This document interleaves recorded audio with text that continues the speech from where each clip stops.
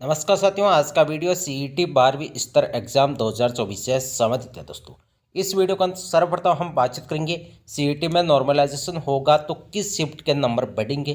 काफ़ी अभ्यर्थी ऐसे हैं जिनके मिनिमम पासिंग मार्क्स नहीं आ रहे, यानी जनरल ओबीसी ईडब्ल्यूएस एमबीसी वालों के 60 क्वेश्चन से कम सही है और एससी एसटी वालों के 53 क्वेश्चन से कम सही है।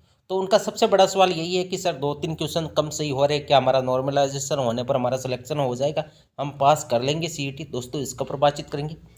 कितने क्वेश्चन सही होने चाहिए, दोस्तों इसके ऊपर भी बातचीत करेंगे। कई सारे साथियों का कमेंट रहता है कि सर कितने क्वेश्चन सही होने चाहिए ताकि हम सीईटी क्वालिफाई कर लें, इसके ऊपर बातचीत करेंगे।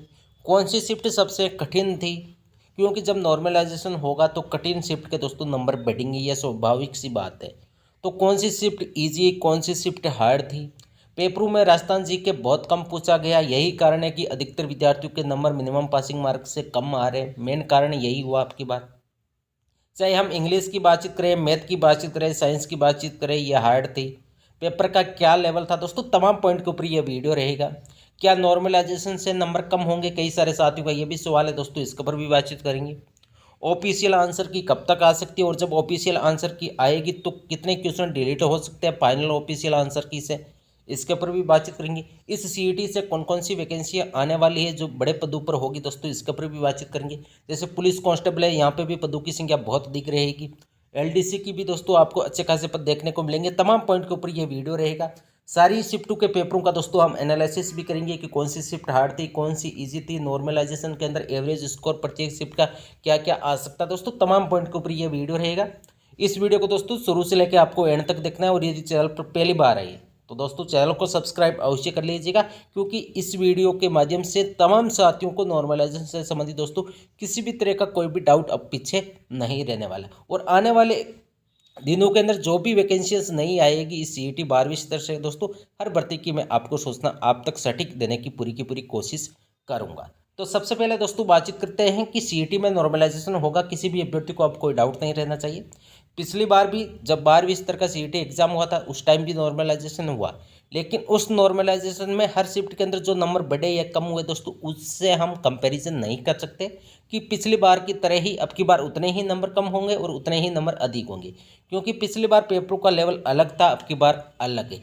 पिछली बार पेपर का लेवल था दोस्तों वो राजस्थान जीके भी अच्छा खासा पूछा जा रहा था, 50 से ज़्यादा क्वेश्चन पूछे जा रहे थे राजस्थान जीके का, लेकिन दोस्तों अब की बार ऐसा नहीं था। अब की बार कई शिफ्टों के अंदर तो दोस्तों चाहे हिस्ट्री की बातचीत करें, चाहे कल्चर आर्ट एंड कल्चर की बातचीत करें, दोस्तों बहुत कम क्वेश्चन पूछे गए, 3-4 क्वेश्चन है। कई सारी शिफ्ट ऐसे भूगोल से बहुत कम क्वेश्चन पूछे गए और जो क्वेश्चन पूछे गए वो लगभग अभ्यर्थी को आ रहे, और कुछ क्वेश्चन ऐसे पूछे गए जो किसी को भी नहीं आ रहे। दोस्तों ये जाहिर सी बात है कि इससे काफ़ी अभ्यर्थी को दोस्तों निराशा हाथ लगी राजस्थान जी के कम पूछने की वजह से, और यही कारण था, यही सबसे बड़ा फैक्टर रहा कि काफ़ी अभ्यर्थियों के मिनिमम पासिंग मार्क्स नहीं आ रहे। चाहे नेगेटिव मार्किंग है या नहीं है, ये कोई ज़्यादा मैटर नहीं किया। यदि नेगेटिव मार्किंग नहीं है तो सबसे बढ़िया बात है। तुक्के भी लगाए होंगे, लेकिन अधिकतर तुक्के दोस्तों गलत होते हैं, ये आप सभी को अच्छी तरह से पता है। इंडिया जीके के अंदर दोस्तों पोर्शन ज़्यादा आ रहा था, ये आप सभी को अच्छी तरह से पता है। चाहे अर्थव्यवस्था की बातचीत करें, चाहे पॉलिटिक्स की बातचीत करें, चाहे भूगोल की बातचीत करें। तो अब की बार यदि पेपरों का एक रूपता नहीं थी, प्रत्येक शिफ्ट के अंदर पेपर का लेवल अलग आ रहा था। हम इस वीडियो के अंदर ये भी बातचीत करेंगे कि कौन सी शिफ्ट सबसे हार्ड थी, कौन सी ईजी थी। अब सबसे बड़ा सवाल ये है कि किस शिफ्ट के नंबर बढ़ेंगे। जो शिफ्ट हार्ड है दोस्तों उसके नंबर बढ़ेंगे। अब हार्ड कौन कौन सी शिफ्ट है, सबसे बड़ा सवाल यही है। तो जितनी भी मॉर्निंग की शिफ्टें हुई थी, चाहे वो 22 अक्टूबर की हो, 23 अक्टूबर की हो, 24 अक्टूबर की हो, वो हार्ड थी, इसमें कोई दो राय नहीं है। चाहे 22 अक्टूबर की सबसे ज़्यादा हार्ड थी फर्स्ट शिफ्ट, आप सभी को अच्छी तरह से पता होगा। जिस दिन पेपर आपने दिया है या आपका कोई मित्र पेपर दे के आया तो उसको पूछ लेना कि कितनी हार्ड थी, कितनी ईजी थी। वहाँ पे एक कंपैरिजन यदि हम करें कि सीईटी ग्रेजुएशन लेवल से और सीईटी 12वीं स्तर से, तो सीईटी ग्रेजुएशन लेवल का पेपर इजी आ रहा था, इसमें कोई डाउट नहीं होना चाहिए। जबकि स्तर क्या था, उसका स्नातक था, इसका 12वीं स्तर था। फिर भी दोस्तों राजस्थान कर्मचारी चयन बोर्ड के जो पेपर सेटर है दोस्तों, उन्होंने इस हिसाब से अब की बार पेपर बनाई है कि राजस्थान जीके बहुत कम पूछा गया। सबसे बड़ा कारण यही है कि अधिकतर विद्यार्थियों के नंबर कम आ रहे हैं। ऐसा क्यों हुआ, तो दोस्तों मैं आपको बता दूं कि राजस्थान जीके के अंदर भूगोल की यदि बात करें तो 50 जिले होगी। अभी तक कोई फिक्स क्राइटेरिया नहीं है कि किस जिले की कितनी सीमाएं लग रही है। तो हो सकता है उनको ये लग रहा होगा कि यदि हम राजस्थान जीके के अंदर यदि भूगोल से क्वेश्चन पूछ रहे हैं, यदि चाहे वो अर्थव्यवस्था के हो, चाहे भूगोल के हो, चाहे वो जिलों से संबंधित हो, तो फिर इसमें जब ऑफिशियल आंसर की जारी करेंगे लड़के ऑब्जेक्शन भी लगाएंगे, क्योंकि अधिकतर पुस्तकों के अंदर यदि आरबीएससी की यदि एनसीईआरटी की पुस्तकों की बातचीत है तो वहाँ पे अभी वही पुराना ही सिलेबस है, यानी पुराना ही जिले पूछे जा रहे हैं, चाहे वो आपके भूगोल के हो चाहे वो हिस्ट्री के हो। तो ये सबसे बड़ा कारण मेरे हिसाब से यह रहा। दूसरा कारण कि 2024 के अंदर जितने भी वैकेंसीज राजस्थान कर्मचारी चयन बोर्ड ने कंडक्ट करवाई दोस्तों, वहाँ पे इंडिया जीके का लेवल बढ़ा दिया। चाहे आप स्टेनोग्राफर की वैकेंसी देख लो, चाहे आप एलडीसी की वैकेंसी देख लो, चाहे आप सूचना सहायक की देख लो, चाहे आप छात्रावास अधीक्षक की वैकेंसी देख लो, चाहे सीईटी ग्रेजुएशन लेवल की वैकेंसी देख लो, चाहे सीईटी 12th लेवल की वैकेंसी देख लो, यहाँ पे भी दोस्तों इंडिया जीके ज़्यादा पूछा जा रहा है। और अब आप सभी अभ्यर्थियों को दोस्तों इंडिया जीके पढ़ना चाहिए। अधिकतर राजस्थान के विद्यार्थियों का इंडिया जीके दोस्तों वीक रहा, जबकि अदर स्टेट वाले यदि जिन्होंने ये सीईटी एग्जाम दिया उनका ये पेपर अच्छा गया है, क्योंकि राजस्थान जीके के बहुत कम क्वेश्चन पूछे गए, उनसे उनको ज़्यादा लॉस नहीं हुआ। अब कौन सी शिफ्ट हार्ड थी, कौन सी इजी थी? यदि हम बात करें शिफ्टों की तो इंग्लिश का लेवल टप्पा आ रहा था। आप सभी को अच्छी तरह से बताया कि जो पैसेज के 5-6 क्वेश्चन आ रहे थे, तो पैसेज भी टाइम टेकिंग था। 15 से 20 मिनट यदि पैसेज को टाइम नहीं दिया तो वो कुछ समझ में नहीं आ रहा था कि इसका सेंस क्या है, क्या कहना चाहता है।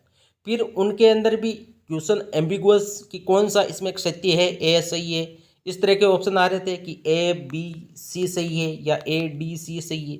तो इसमें हर जो क्वेश्चन था उसको पूरे पैसेज का मीन्स मतलब एक प्रकार से पूरा भावार्थ यदि उसको आ रहा है अभ्यर्थी को, वही सारे के सारे क्वेश्चन सही करके आया, अन्यथा उसका टाइम भी लग गया। दूसरी बात क्वेश्चन भी गलत हुए। यदि पैसेज की यदि मैं बातचीत करूँ इंग्लिश विषय के अंदर तो 5 क्वेश्चन पूछे जा रहे थे, जिनकी इंग्लिश अच्छी थी उनके भी 3 से लेकर 4 क्वेश्चन ही सही हो रहे हैं। दोस्तों ये रियलिटी है, आप सभी को अच्छी तरह से पता। और जिनकी इंग्लिश वीक थी उनके तो मेरे हिसाब से कोई तुक्का लग गया वो अलग बात है, लेकिन 1 से 2 से ज़्यादा दोस्तों एक भी क्वेश्चन सही नहीं हुआ, ये रियलिटी है। मैथ का लेवल एडवांस मैथ ज़्यादा पूछी जा रही थी, अर्थमेटिक का लेवल लो था, अर्थमेटिक से क्वेश्चन भी 1-2 पूछे जा रहे थे, साइंस भी हार्ड थी।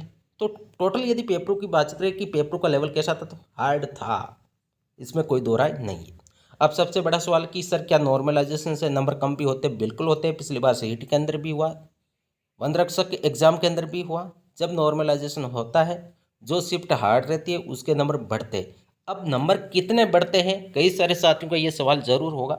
नंबर उन्हीं के बढ़ते हैं जो शिफ्ट हार्ड है। पहली बात तो ये, जो शिफ्ट हार्ड रहेगी उनके नंबर बढ़ेंगे। दूसरी बात कि एवरेज स्कोर क्या आ रहा है वो सबसे बड़ा फैक्टर रहता है।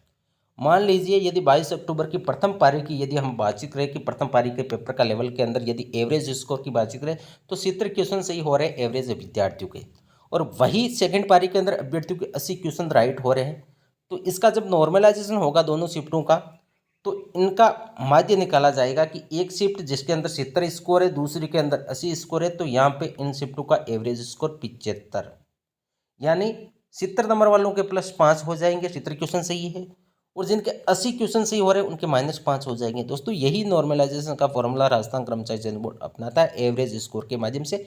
यदि आपको नहीं पता है कि किस हिसाब से नॉर्मलाइजेशन होता है तो पूर्व के जितने भी एग्जाम के अंदर नॉर्मलाइजेशन राजस्थान कर्मचारी चयन बोर्ड ने कंडक्ट किया है, चाहे वो आपकी पिछली बार की सीईटी हो चाहे वनरक्षक की हो, जिस दिन परिणाम जारी हुआ है वहाँ पर बिल्कुल दोस्तों फॉर्मूला भी दिया गया है कि एवरेज स्कोर मीन डेरिवेशन क्या होता है, हर इस शिफ्ट का दोस्तों एनालिसिस के माध्यम से दोस्तों नॉर्मलाइजेशन, और ये वैलिड है दोस्तों। कई सारे साथी कमेंट करते रहते हैं कि सर नॉर्मलाइजेशन नंबर कोई कुछ कम नहीं कर सकता, ऐसा कुछ भी नहीं है। नॉर्मलाइजेशन नंबर कम भी होते हैं, लेकिन आपकी शिफ्ट हार्ड है या इजी है वो डिपेंड करेगा। अब बातचीत करते हैं कि ऑफिशियल आंसर की कब तक आएगी, तो ऑफिशियल आंसर की आपकी नवंबर के एंड में आने की संभावना है, और वो आपका कब परिणाम जारी होगा वो एग्जाम कैलेंडर के अंदर आप सभी को अच्छी तरह से पता होगा। कितने क्वेश्चन डिलीट हो सकते हैं, हर शिफ्ट के अंदर 2 से 3 क्वेश्चन कम से कम दोस्तों डिलीट होंगे। कुछ क्वेश्चनों के अंदर प्रिंटिंग मिस्टेक है तो हो सकता है जब ऑब्जेक्शन लगे वो क्वेश्चन भी डिलीट हो जाएंगे। और इस सीईटी से 2 बड़ी वैकेंसियां आने वाली है। जो राजस्थान पुलिस कांस्टेबल की तैयारी करे वो आज से ही दोस्तों तैयारी के अंदर जुट जाए। जिनके मिनिमम पासिंग नंबर आ रहे हैं वो कांस्टेबल की अच्छी तरह से तैयारी करिए। कितने पोस्टों पर आएगी ये भर्ती, तो दोस्तों लगभग 8,000 प्लस दोस्तों पदों पर ये वैकेंसी आएगी। और अब की बार पिछली बार की तरह दोस्तों फिजिकल मेरे हिसाब से नहीं होगा। कारण मैं आपको बता दूं, पिछली बार दोस्तों अभ्यर्थियों की संख्या 60,000 के आसपास थी, तो फिजिकल में दोस्तों ज़्यादा टाइम नहीं लगा। और अब की बार आप सभी को अच्छी तरह से पता है कि 40% और 35%। अब कई सारे साथी ये भी कमेंट करते रहते हैं कि सर मिनिमम पासिंग मार्क्स क्या, तो दोस्तों मैं आपको बता दूं 40% जनरल, ओबीसी, ईडब्ल्यूएस, एमबीसी के अंदर 40%। अब 40% का मतलब ये हुआ कि जो आपके 150 क्वेश्चन हुए आए थे, इनमें यदि आपके 60 क्वेश्चन सही हो रहे हैं, आपको ओनली फॉर अपने पेपर के अंदर जो क्वेश्चन सही करके आइए दोस्तों वही टोटलिंग करनी है। यदि 60 क्वेश्चन सही हो रहे हैं, 60 प्लस है, कोई दिक्कत नहीं है, आप सीईटी के अंदर पास हो जाओगे। अब एससी और एसटी के अंदर दोस्तों कुछ रिजर्वेशन है। 35% यहाँ पे आपको लाना जरूरी है। 35% का मतलब ये हुआ कि 103 नंबर आपके आने चाहिए। लगभग 53 आपकी क्वेश्चन राइट हो रहे हैं। 53 क्वेश्चन राइट हो रहे हैं तो आप बिंदास रहिए दोस्तों, आपका सीईटी क्वालिफाई हो जाएगा। वो एससी एसटी के लिए 53 question, general OBC EWS MBC के लिए 60 क्वेश्चन सही हो रहे हैं। तो आप अच्छी तरह से तैयारी करिए। यदि कांस्टेबल की तैयारी करना चाहते हैं इसकी करिए, यदि एलडीसी की करना चाहते हैं इसकी करिए, कोई दिक्कत नहीं है। बड़ी वैकेंसी आएगी और ये वैकेंसी राजस्थान कर्मचारी चयन बोर्ड आयोजित नहीं करवाएगा। एक बार फिर मैं आपको बता दूं, कई सारे साथी कन्फ्यूज के अंदर है कि सर कैलेंडर के अंदर जो अधीनस्थ बोर्ड ने कैलेंडर जारी किया वहाँ पे कांस्टेबल की भर्ती की कोई एग्जाम तिथि नहीं है। तो ये एग्जाम तिथि राजस्थान कर्मचारी चयन बोर्ड जारी नहीं करेगा, ये पुलिस मुख्यालय दोस्तों आपकी एग्जाम तिथि जारी करेगा। तो किसी भी अभ्यर्थी को अब कोई डाउट नहीं रहना चाहिए। अब की बार जो राजस्थान पुलिस कांस्टेबल के अंदर दोस्तों रिटर्न एग्जाम होगा। इसका कारण मैं आपको बता दूं, कम से कम यदि 40% और 35% वाले सीईटी के अंदर कितने अभ्यर्थी ऐसे होंगे, तो मेरा अनुमान है 6 से लेकर 7 लाख अभ्यर्थी ऐसे होंगे। तो 6-7 लाख अभ्यर्थियों का दोस्तों फिजिकल करवाना टफ है। तो पहले रिटर्न एग्जाम लिया जाएगा, उसके बाद जो भी 5 गुना या 15 गुना पास किया जाएगा उनका फिजिकल होगा। तो आप रिटर्न एग्जाम की अच्छी तरह से तैयारी करिए। एलडीसी 2025 जिसका एग्जाम 2026 के अंदर होगा, कितनी पोस्टों पर आएगी, तो लगभग 3000 से ज़्यादा पोस्टों पर ये वैकेंसी आपकी आने वाली है। एग्ज़ाम कब है, एग्ज़ाम कैलेंडर के अंदर जाके देखिए, उसी हिसाब से दोस्तों आपको तैयारी करनी चाहिए। यदि पेपरों के प्रत्येक शिफ्ट का यदि विश्लेषण हम देखें कि पेपर का लेवल क्या था, तो 22 अक्टूबर की जो फर्स्ट शिफ्ट थी वो हार्ड थी, सेकंड शिफ्ट इजी थी। 23 अक्टूबर की मीडियम थी first shift, second shift hard थी। ओवरऑल यदि देखा जाए तो जो मॉर्निंग शिफ्टें थी दोस्तों वो सेकंड शिफ्ट की बजाय हार्ड थी। 24 अक्टूबर की दोनों शिफ्टें भी हार्ड थी, हिंदी भी अच्छी खासी दोस्तों टप लेवल की यहाँ पे पूछी गई थी। तो कुल मिला के यदि बात करें कि जो जो मॉर्निंग शिफ्टें थी दोस्तों वहाँ पे आपके नंबर बढ़ेंगे। अब नंबर कितने बढ़ेंगे, कई सारे साथियों का ये भी सवाल है। तो अब की बार मेरा अनुमान है दोस्तों 5 से लेकर 10 नंबर तक बढ़ोतरी हो सकती है। ये कितना सटीक रहेगा दोस्तों, जिस दिन परिणाम जारी होगा उसी दिन पता लगेगा। एक्चुअल के अंदर तो बात ये है, लेकिन अनुमान के हिसाब से 5 से 10 नंबर की बढ़ोतरी हो सकती है जिन शिफ्टों का पेपर हार्ड था। अब नंबर कम क्यों होंगे, कई सारे साथियों का ये सवाल है दोस्तों। मैं खुद यही चाहता हूँ कि किसी भी अभ्यर्थी के एक नंबर भी कम नहीं होना चाहिए। लेकिन दोस्तों नॉर्मलाइजेशन का रूल यही है कि सभी शिफ्टों को एक समान किया जाएगा। जो इजी थी उसको मीडियम किया जाएगा, जो हार्ड थी उसको भी मीडियम किया जाएगा। तो जाहिर सी बात है जो इजी थी उसके नंबर कम होंगे और जो हार्ड थी दोस्तों उसके नंबर बढ़ेंगे। इसमें सभी अभ्यर्थियों को दोस्तों बेनिफिट मिलता है, किसी को कोई नुकसान नहीं होता है। और नॉर्मलाइजेशन होगा किस प्रकार, तो नॉर्मलाइजेशन प्रत्येक शिफ्ट के एवरेज स्कोर क्या आ रहा है उसी हिसाब से दोस्तों ये नॉर्मलाइजेशन होगा। दोस्तों आपका जो भी पसंद पीछे है, जो भी आपका इस वीडियो के अंदर मैं क्वेश्चन को शामिल नहीं कर पाया, आप प्यारा सा कमेंट कर दीजिए। मैं अगले वीडियो के अंदर आपके क्वेश्चन का जवाब वीडियो के माध्यम से देने की पूरी कोशिश करूंगा। तो दोस्तों धन्यवाद, थैंक यू।